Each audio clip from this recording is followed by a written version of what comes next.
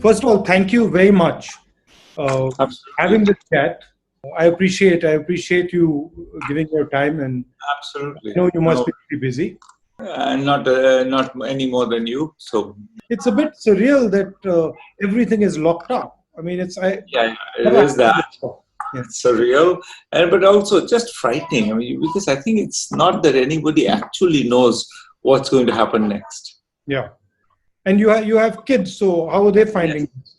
Are they? They're, my daughter is a little stir crazy. She wants to be with her friends. My son, he's younger and he's more happy to have a parent at hand at all times, basically, etc. So for him, it's not a bad thing. But there is a full lockdown there, so they can't go out at all. Oh no, we can go out. We can walk around. There's no restriction on walking, for example, or cycling, or Okay. even driving. It's just you're not supposed to get together with more than I don't know, some number of people. Before I start, I've got a curiosity. Yeah, You got the Nobel Prize. Were you expecting it, or did it come out of the blue completely? completely came out of the blue. It was not. I mean, I think that it's one of these things that if you spend time worrying about it, you could obsess a lot. Yes. And I'm reasonably good at not obsessing about things that don't have an immediate impact on my life. So Yeah. uh, Yeah. had no premonition or expectation or thought about it. It was completely a surprise. I mean, it was quite a big deal for us in India. You made us quite proud of. Thank you, but I mean, it's a big deal. I wasn't saying it's not a big deal. I just think that you can obsess about it, but it's not that there is a process for it that is understood by anybody. So whatever, anything can happen. So one of the main things I wanted to discuss with you is the impact of COVID and the lockdown and the economic devastation on our poor people, and Hmm. how we should be thinking about it. I mean, we've Yeah. had in India for some time a policy framework, particularly when we were in the UPA, of providing a sort of a floor for poor people, Narega, right to food, etc. And now a lot of that work is going to sort of fall by the wayside because we have this disease coming, and millions and millions of people are going to fall back into poverty. So this is something. I mean, how should one think about this? Right. So I think that these are kind of separable in my view, in the sense that I think that the real problem in the very short run is that these, I think, more policies, good policies put in place by the UPA are inadequate. And the government, in a sense, absolutely embraced them. I mean, it was not that there was a particular partisan disagreement there. There was very clear that the UPA instruments will be used for doing whatever it is. I think what is harder to wrap one's head around is what do you do about the people who are not covered by that? And that's a lot of people, the migrants in particular. One of the ideas that was mooted, I think, in the last years of the UPA, but also embraced by the current government, was the idea that the Aadhaar would be made national and therefore would be used for PDS and other things. So the Aadhaar-based claims on PDS would be eligible. You would be eligible for it wherever you are, and that would have been wonderful to have that right now. Sort of looking back, I would say that would have saved a lot of misery, because I think a lot of people would have then gone to the local ration shop and said, "Here's my Aadhaar. I'm eligible for PDS. I'm collecting PDS in Mumbai, even though my family resides in Malda or or Darbhanga or whatever. That's my claim. And so I think the fact that that didn't happen means that there's a bunch of people for whom there isn't really a system. Mm-hmm. And they are eligible to Narega because they're in Bombay, and there's no Narega in Bombay. They're not eligible for PDS because they're not actually residents. Part of the problem in the very short run is that the conceptualization of the welfare structure was based on the idea that anybody who's really not in where they're supposed to be is actually working and is earning an income, and therefore we don't have to worry about them. And that's what's collapsed. And then the question of poverty, it's not obvious to me that if the economy revives, there needs to be a durable effect on poverty. The real concerns are, will the economy revive? And in particular, how does one think through the possible time paths of this disease through that process? I think we should try to be optimistic about the survival of the overall economic well-being of the country.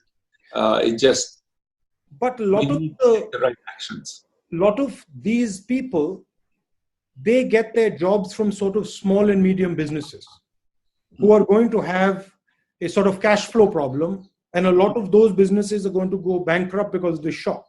So there is also a link between the economic damage that is going to come to those businessmen and the ability of these people to maintain a job. Absolutely.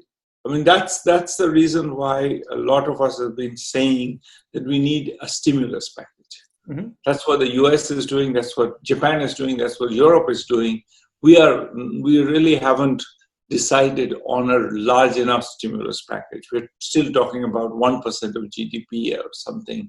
The US has gone for 10% of GDP. But there's a sense in which I think we have to, the MSME sector, mostly we have done one thing that I think is wise, which is to kind of put a moratorium on debt payments. I would say we could do more than that. We could even say that the debt payments for this quarter will be cancelled and will be taken care of by the government.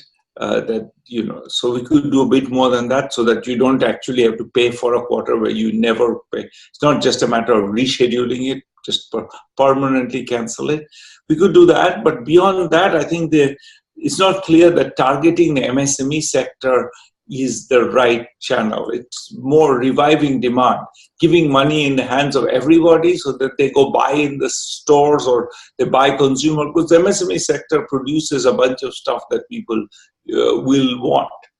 They've been not buying things. So if they had money, or even if you promise them money, it doesn't have to be that money is right now. If you're in the red zone, you could say, look, whenever it's lifted, we'll have money in your account. You'll have 10,000 rupees in your account and you can spend it. I think spending is the easiest way to revive the economy, because then the MSME people, they get money, they spend it. It sort of has the usual Keynesian chain reaction. So we are talking about some version of Nyay, or a direct cash transfer to the poorest people. Absolutely, a direct cash transfer. Whether it's to the poorest people, that's more debatable. I would argue for a broader, because I think targeting is extremely costly.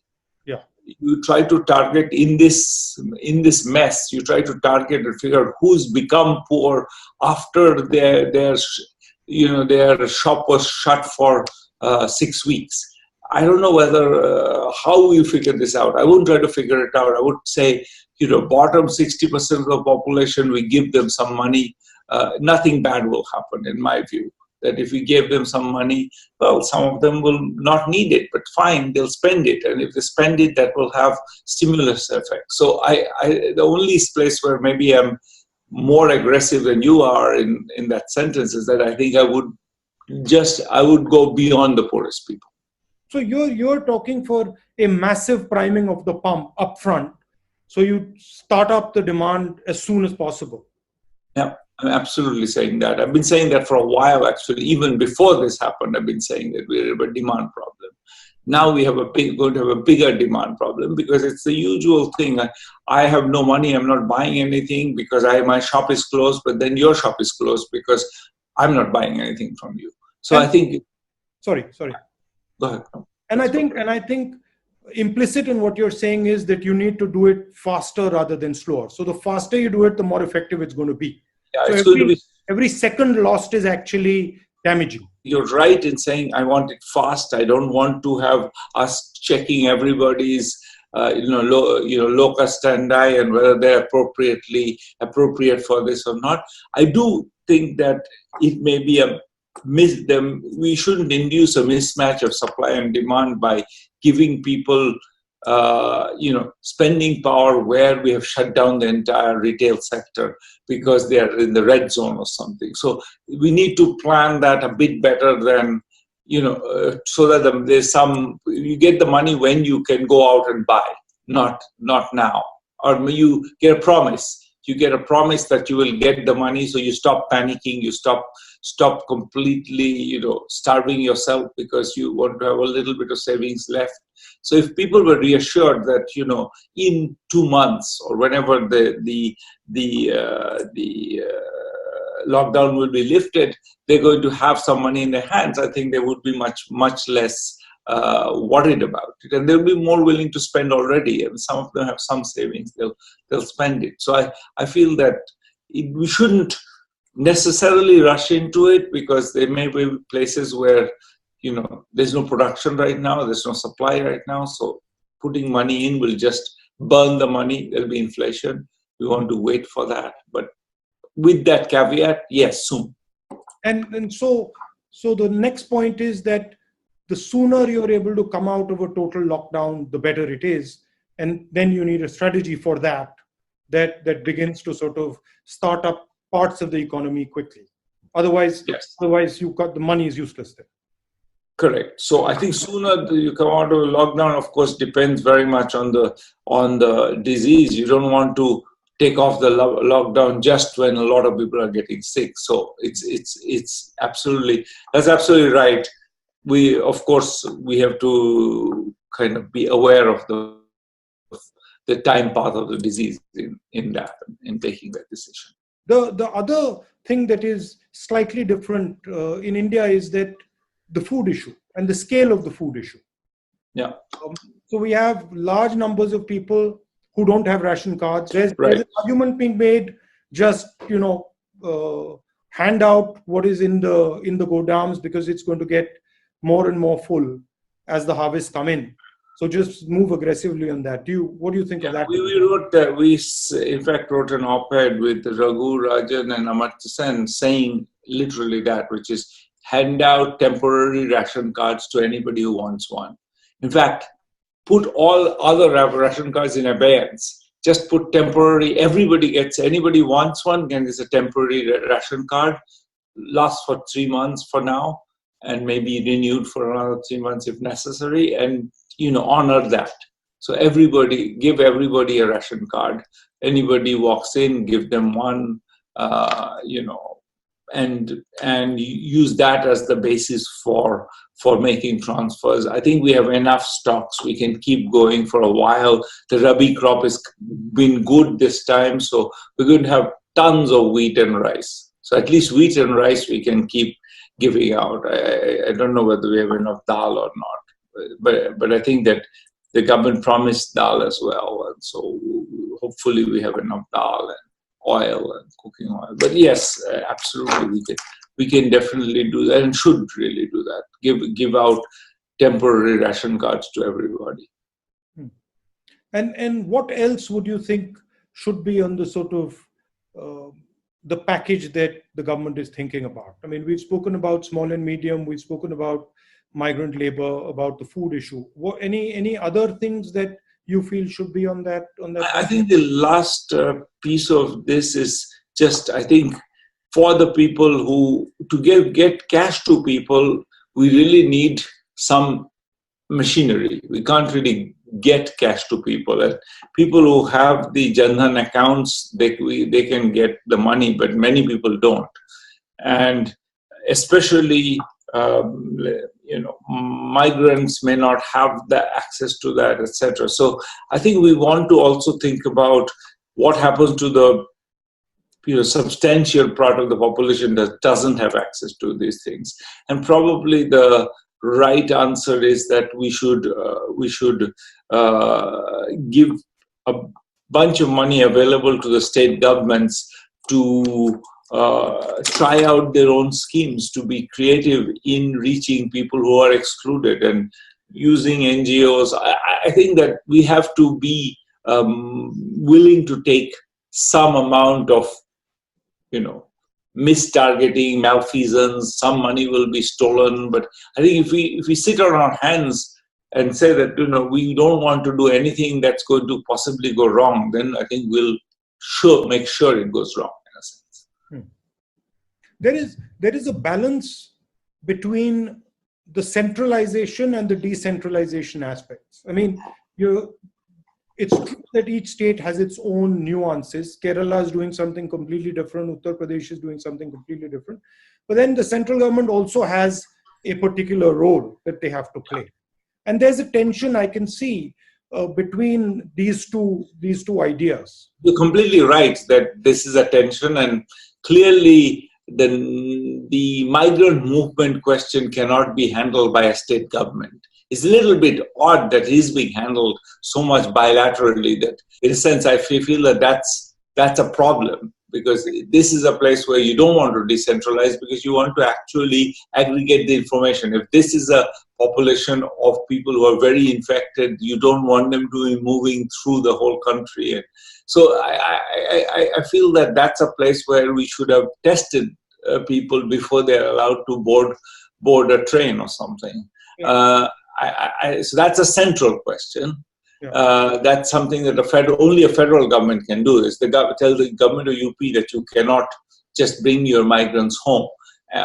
Conversely, I think the question of how to serve migrants in Bombay city is the Maharashtra government's problem, and or the Bombay city municipality's problem. And you can't have the federal government resolving that. So I think that you're exactly right. But I mean, what's your thought on that? Right now, it seems like we are sort of it seems like it's something that can't possibly be resolved. In the longer run, I think we need to think of, institutions which are more robust in that way. But right now, I don't see what we can do about it.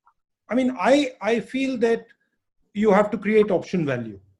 So decentralizing as much of it as possible, which they can handle at the local level, is, in my view, a good thing.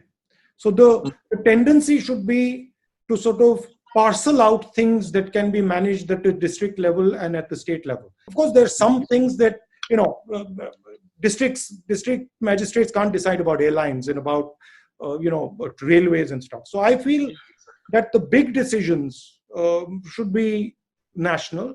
And then even on the lockdown front, leeway should be given to the states. That is, if you want to lock down, you want to understand the nature of your lockdown, you please do your lockdown.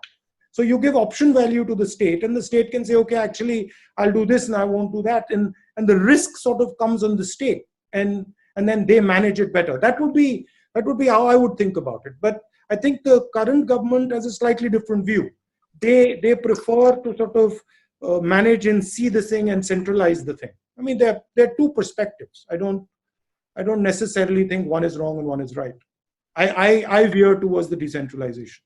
I think that's what I would have done, is announced a bunch of money available for proposing good schemes for reaching the poorest people, and let states innovate. I mean, this is really, and I think there are good NGOs in most states who can be brought into that process, and as you say, the district magistrates often have great ideas, and we might as well benefit from all of that. So, are there some experiences in other countries that you found interesting? So I'll tell you one thing that Indonesia is doing right now. Indonesia has decided that it's going to give out, cash transfers, and it's going to give it entirely through a community decision-making process. So the community is going to decide who are the people who are needy, and choose them for the transfers. And we've worked with the Indonesian government on exactly this issue many years ago, and we find that it doesn't do any worse than the centralized targeting. Is you don't get captured by special interests or anything, and in fact what you get is people make judgments about what is appropriate in a much more locally nuanced way. In India, so I think that's an experience we could learn from. They have very much gone in the direction of using, telling the community, here's some money, give it to the ones who are the most needy. And that's probably, and in an emergency, that's a good policy for sure, I think. Because at least the community has some information that wouldn't possibly centralize. You would run into the sort of dominant caste problem, where the dominant caste would try and sort of shape that money flow.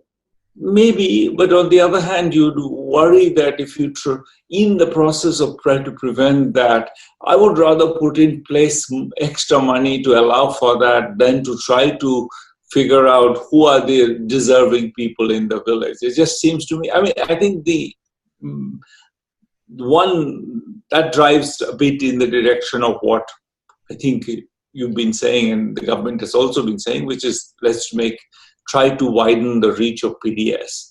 And that's clearly right, and make that basically quasi-universal. So that's one way to avoid that. But if you want to do more than that to get cash to people, and some people have these Jan Dhan accounts and others don't. Some people are in NRDTA roles. That's another way to get cash to people. And some are not. Some are on the Ujjwala lists, and some are not. Once you got through those lists, you still find that there is a bunch of people, many, many, many millions, who are excluded. And how do you serve those people? And for that, it's clear that there should be some funds available to some very local authority who can identify those people and serve them. And I don't disagree with you that there might be elite capture of some form or the other. We worried about that a lot in Indonesia when we were working there. In fact, found not much evidence for it, to be honest. I think we'll have to sort of take a chance that some of this will go wrong. But I think if we don't take a chance, we'll surely get it wrong. So be brave, basically. Yeah. Take risks because we are in a bad situation. When you're in dire straits, then I think being brave is the only option, really. And how do you see this thing playing out, once the disease washes out 6 months from now, from the poverty aspect? There's obviously going to be a backlash, economic backlash. There's going to be bankruptcies. How do we sort of think of it in the medium term as opposed to the immediate short term? Right, so that's sort of what we were talking about a little bit before, which is this question of I think a demand shortfall. I think that's there are two concerns. One is how to avoid a chain of bankruptcies, and I think maybe writing off a lot of debt is the way to avoid that, as you had mentioned. And the other one is a demand shortfall. And getting some cash into the hands of the population is the best way to kickstart the economy. The US is very aggressively doing that. And this is a Republican administration run by a bunch of financiers, in fact, and they are willing to do it where we should be willing. This is not run by like a bunch of socially minded liberals. It's run by people who used to work in the financial sector, but they've decided that just for economic survival of the economy, we need to pump money into people's hands. And I think we should take a cue from that. This is also changing the sort of balance of power in the world to an extent. That is also pretty clear. How do you think about that? I think that both of them are right. I'm very worried for countries like France and Italy, which especially Italy, I think, had a fairly disastrous outcome, and partly that's a result of the state being not. But I mean, the Italian state has been run by, really, not very, let's say, distinguished people for a while, and as a result, it's sort of the health system was on the last legs when this hit. The U.S. moving much more in a nationalist direction is extremely frightening for the world, for the rise of China being a threat, but if the US starts reacting to it, it could be extremely destabilizing threat. So I think that's something to worry about a lot. The undercurrent is that strong leaders can take on this virus. What is being sold is that it requires one man to charge into, against the virus. That's really the problem. That has been disastrous, as we know. I mean, the US and Brazil are two countries which are just messing up right and left, and these are two quote-unquote strong men behaving like they pretending that they understand anything, but even what they say every day is kind of laughable. So we have this. If anybody wanted to believe in the strongman theory, this is the time to disabuse themselves. Thank you very much, and thank you. That was a pleasure. Please, when you're in India, let's have a cup of tea or something. Yes, that would be lovely. Yeah. And regards to everyone at home. Yes, likewise. And take care of yourself.